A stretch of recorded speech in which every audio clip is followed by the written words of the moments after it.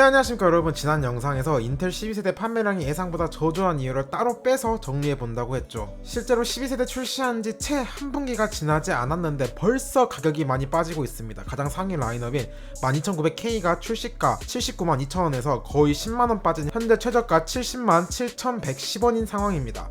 인텔 최신 세대 i9이 이렇게 빨리 가격이 빠진다는 것은 상당히 인기가 시들하다는 이야기죠. 불과 얼마 전 9세대 혹은 10세대 때만 생각해봐도 최소 한 분기는 물량난을 겪었던 것이 인텔 CPU입니다. 그만큼 인기가 좋았고 그에 따라 수요도 엄청났죠. 하지만 11세대 로켓레이크는 더는 말씀 안 드려도 이젠 다 아시죠? 간단하게 모래, 낭비 네 글자로 정리될 것 같아요.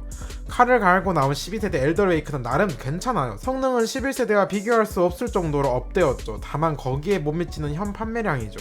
게다가 12세대가 인기가 있을 거라고 예상하고 유통 3사에서 나름 초기 물량을 많이 준비했는데 인기는커녕 예상보다 판매량이 많이 저조해서 국내 판매 가격을 빨리 다운시킨 것 같습니다. 네, 오늘은 그래서 인텔 12세대가 제품이 잘 나오고도 생각보다 실적이 좋지 않은 이유를 다뤄보도록 하겠습니다.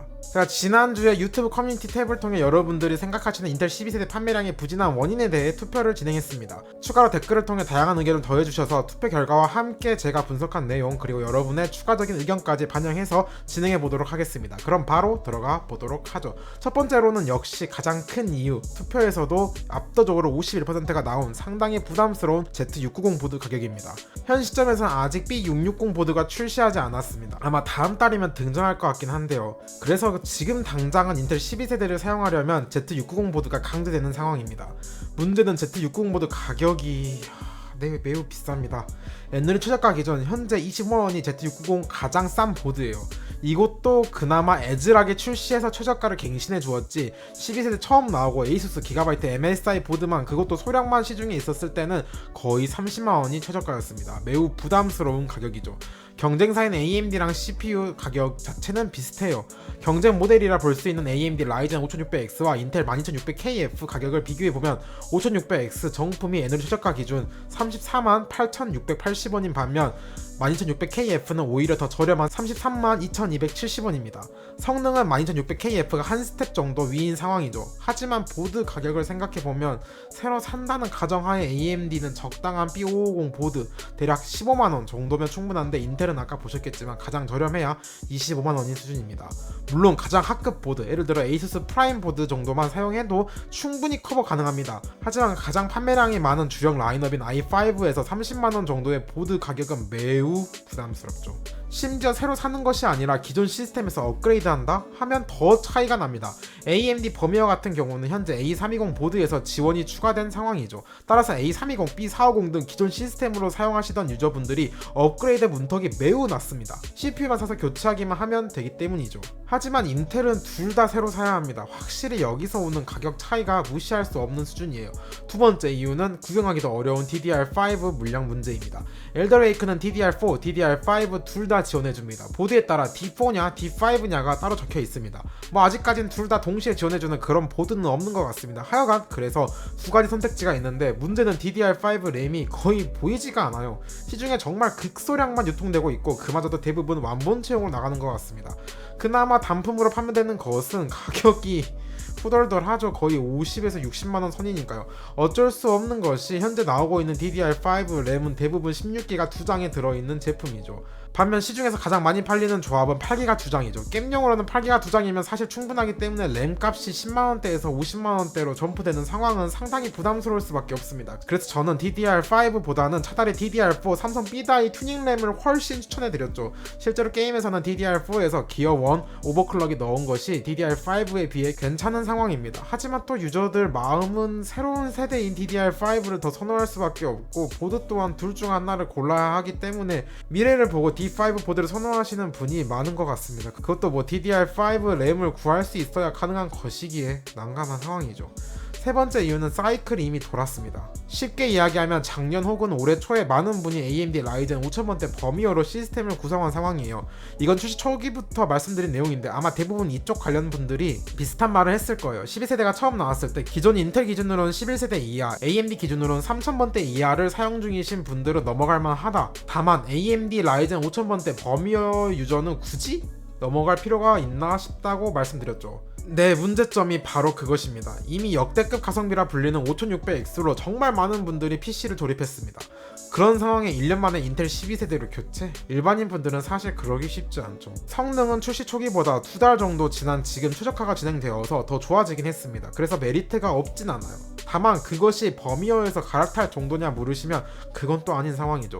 결국 임팩트가 컸던 5600X로 신규 수요의 대부분이 쏠린 상황에서 한 박자 아니 두 박자 정도 늦게 나온 두 박자라고 한 이유는 11세대가 있었잖아요. 우리 잊지 말아요. 모래 낭비. 하여간 두 박자 정도 늦게 나온 상황이라 이미 사이클 다 돌고 버스 떠난 상황이죠. 거기에 바로 다음 원인으로 넘어가 보시죠. 네 번째, 신제품이 곧 나와요. AMD의 V캐시가 적용된 CPU가 다음 달 CES 2022에서 공개될 예정이고 인텔 역시 엘더레이크 논K 제품 및 하위 라인업이 대기 중인 상황입니다. 따라서 현재 시중의 제품들이 빠른 시일 내에 매력이 많이 떨어질 수 있는 상황이라는 것이죠. 제가 엘더레이크에서 가장 기대하던 라인업은 12400F였습니다.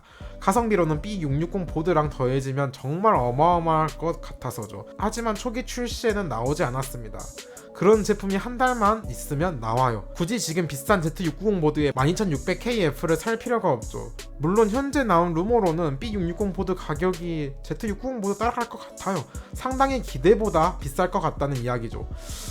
최근 하드웨어 사이트 중 하나인 테크파워업에서 Z690 보드가 비쌀 수밖에 없는 이유에 대한 칼럼을 하나 썼는데 그걸 봐도 이건 좀 비싸다고 생각이 듭니다. 하여간 곧 신제품이 나오는 것이 예정되어 있으니 조금 더 기다렸다가 신제품까지 다 보고 결정해도 늦지 않는다고 생각하시는 분들이 많은 것 같아요.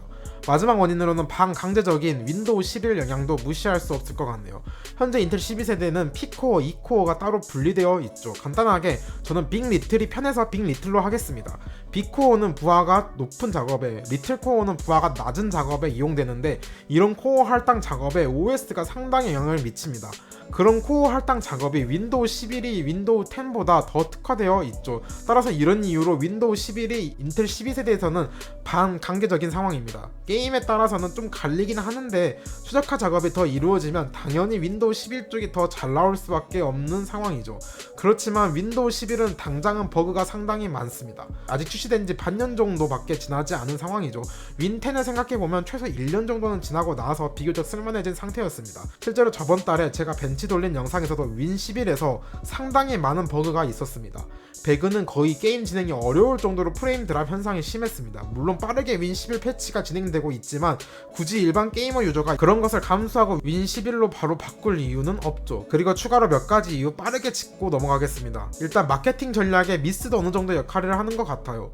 이게 어떤 의미냐면 인텔 12세대 출시 초기 벤치, 그러니까 출시되기 전에 준비한 영상이나 자료에서는 범위어 대비 성능 향상폭이 그렇게 크지 않았습니다. 어떤 벤치에서는 심지어 조금 밀리기도 하고요.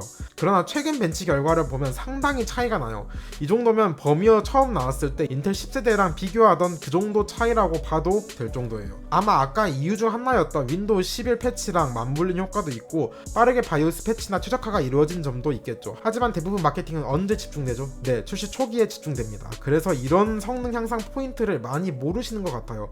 어찌 보면 당연한 결과이기도 하죠. 초기에 마케팅 비용을 집중해서 쓰다 보니 막상 진짜 써야 할 때 부족한 것이죠. 이게 사실 마케팅하는 입장에서는 성능이 이렇게 올라갈지 전혀 예상하지 못할 수밖에 없으니 어쩔 수 없다고 봅니다. 그리고 그간 쌓아온 인텔의 부정적인 이미지도 한몫했다고 봅니다. 그 외에도 시장 상황이 그래픽카드 가격이 산으로 아니 화성으로 가버려서 신규 수요가 급격하게 쪼그라드는 점도 있고 9월에서 11월이 비수기인 점도 있고 등 몇 가지 더 다양한 이유가 있겠네요. 물론 한 가지 원인이 아니라 이런 여러 가지 원인이 복합적으로 작용했다는 점이 중요하겠죠. 여러분의 의견이 궁금합니다. 추가 의견 있으면 댓글로 남겨주시면 되겠습니다. 자, 오늘 영상도 도움이 됐다면 구독과 좋아요 눌러주시고 우린 또 다음 영상에서 만나도록 하죠. 안녕.